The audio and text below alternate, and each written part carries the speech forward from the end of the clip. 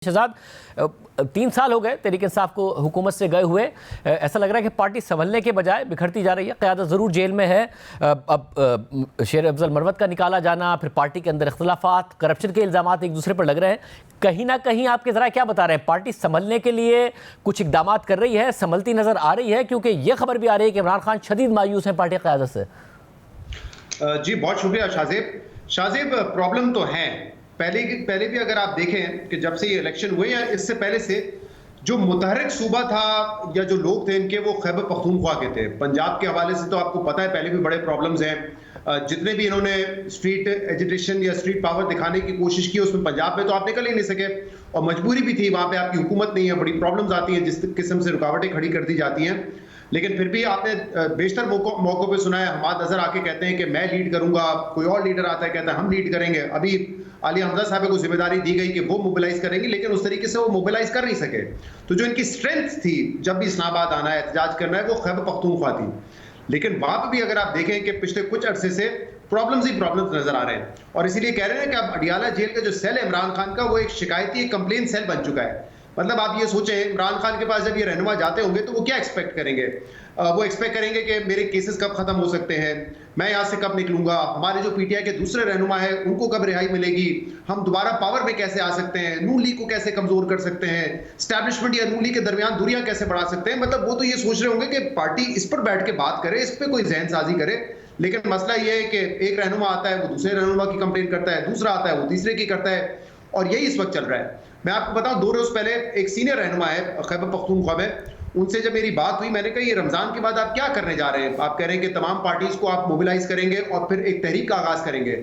शाहजेब, उनका ये कहना था कि जितनी पार्टी में इस वक्त डिवीजन है, हुकूमत चलाना एक मसला हो गया है, इस वक्त तहरीक तो आप छोड़ ही दें, ये तो बहुत मुश्किल काम है, और जब तक हम तमाम लोग यूनाइट नहीं होंगे, ये आप सोच ही नहीं सकते कि कोई मौसर तहरीक होगी।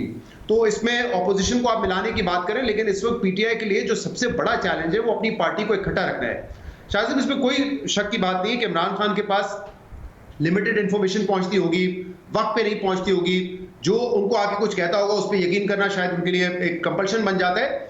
लेकिन उसके बावजूद अगर आप देखें कि जिस किस्म के फैसले हो रहे हैं और फौरी तौर पे तब्दीलियां आ रही हैं, जैसे उस दिन मैं सुन रहा था आपके प्रोग्राम में जो बात की शेर अफजल मरवत साहब ने, बड़ी इंपॉर्टेंट है ना कि सिंध में या पंजाब में जो काबीना है वही चलती आ रही है, लेकिन यहाँ चेंजेस की बातें हो रही हैं। फिर जो चेंजेस की कुछ बातें हम सुन रहे हैं, मिसाल के तौर पे तैमूर झगड़ा साहब को कहा था कि आप जो है वजारत में ले आए, काबीना में शामिल करें, और ये अली अमीन गंडापुर साहब को कहा है। रिपोर्टर्स रिपोर्ट कर चुके हैं, लेकिन कोई पेशरफ्त नहीं है और ना होगी, क्योंकि अली अमीन गंडापुर साहब की तैमूर झगड़ा साहब से नहीं बनती। जो आतिफ खान साहब का ग्रुप है उनकी अली अमीन गंडापुर साहब से नहीं बनती। जुनैद अकबर जिनकी नहीं बनती अली अमीन गंडापुर साहब से, वो अब सूबाई सदर बन गए। तो जब तक ये प्रॉब्लम्स रिजॉल्व नहीं होंगे, ये बहुत मुश्किल है कि तहरीक आगे बढ़ेगी। वक्त थोड़ा ज्यादा ले रहा हूं। मैंने ये सवाल जुनैद अकबर साहब से पूछा था कि आप लोगों ने जितने एहतजाज किए हैं, कभी हमने नहीं देखा कि 3-4 अजला से डीसी उठता है और एक लेटर जारी करता है कि कोई सरकारी अफसर जो है वो एहतजाज में शामिल नहीं होगा। अली अमीन गंडापुर ने जितने एहतजाज लीड किए किसी ने नहीं किया। यहाँ पे ये खतूत कैसे सामने आ गए, ये कैसे उन्होंने जारी कर दिए? तो इस पर खैर जवाब तो उनके पास भी कोई नहीं है, लेकिन वो on the face of it कह रहे हैं कि नहीं हमें कोई इसमें मसला नहीं है, कोई साजिश नहीं है अंदरूनी। लेकिन कुछ चीज़ों में तो वाजे नजर आ रहा है कि थिंग्स आर नॉट राइट और लोग खुश नहीं हैं। और खैबर पख्तूनख्वा गढ़ है ज़ाहिर तहरीक इंसाफ का, 3/4 मेजॉरिटी से ज़्यादा से जीते, हुकूमत बनाई, उसके बाद जो एहतजाज थे वो भी अली अमीन गंडापुर लीड कर रहे थे। क्या एक बैड पॉलिटिकल मूव थी उन्हें सदारत से हटाना, जुनैद अकबर को लाना जो उनके मुखालिफ हैं, कि अब आपस में एक दूसरे के आमने सामने आ गए दोनों? देखिए शाहजेब, इतना तो आपने भी देखा है इमरान खान की सियासत को कि वो ये चीजें पहले भी होती रही हैं। मिसाल के तौर पे अगर पंजाब में 2 ग्रुप हैं और दोनों चाहते हैं कि हम चीफ मिनिस्टर हम बने, 2018 की मैं बात कर रहा हूं, तो सोल्यूशन ये होना चाहिए ना कि मेरिट पे डिसाइड करें कि कौन सा ग्रुप ज्यादा बेहतर है या परफॉर्म कर सकता है, कौन सा कैंडिडेट परफॉर्म कर सकता है। लेकिन उन्होंने क्या कहा कि नहीं, ये लड़ाई बढ़ जाएगी तो मैं उस्मान गुजार को बना दूं। खैबर पख्तूनख्वा में झगड़ा था कि आतिफ खान बनेंगे सीएम या परवेज खटक दोबारा सीएम बनेंगे। उन्होंने दोनों को साइड पे किया और वहां पे महमूद खान साहब को लगा दिया, जिसके बारे में फिर लोग कहने लगे कि ये उस्मान गुजार प्लस है। यानी कि फैसला तो आपने ये करना था ना कि मेरिट किसकी है, आतिफ खान की या परवेज खटक की, लेकिन इसको छोड़ के आपने तीसरे ऑप्शन को चुन लिया।